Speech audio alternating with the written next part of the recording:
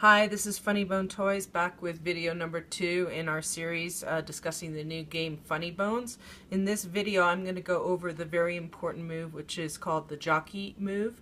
In most of the game challenges you're going to be doing this before you start the rest of the challenge. It is a key move. You want to be able to do it well because it gives you an advantage going forward into the game challenge. So in this move you're going to take your 5 Funnybones. You're going to keep them in your palm, and then you're going to flip your hand over, keep as many as you can on the back of your hand, and then flip your hand over and put as many as you can back in your palm. So in this case I have 3, so that's pretty good.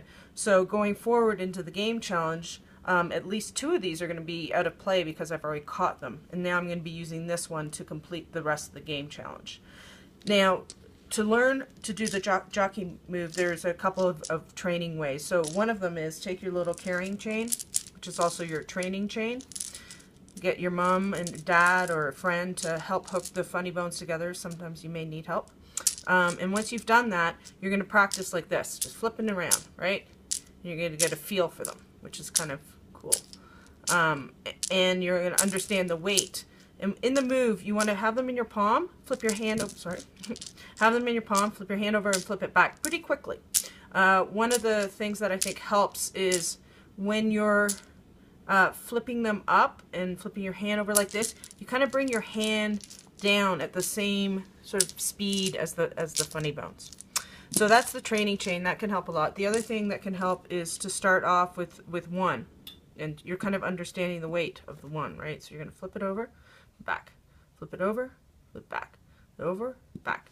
Kind of like in tennis with a tennis ball, right? Same sort of idea. Okay. And then you move on to doing the 5, okay?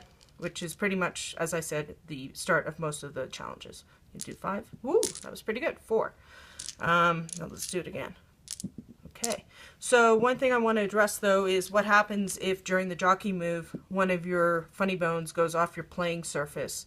Most of the times you'll be playing on a mat. It's just a lot easier to do that, a lot more comfortable. If you're playing in a playground on cement or something like that, and you mark out an area with chalk, what happens if the Funnybone goes outside of that?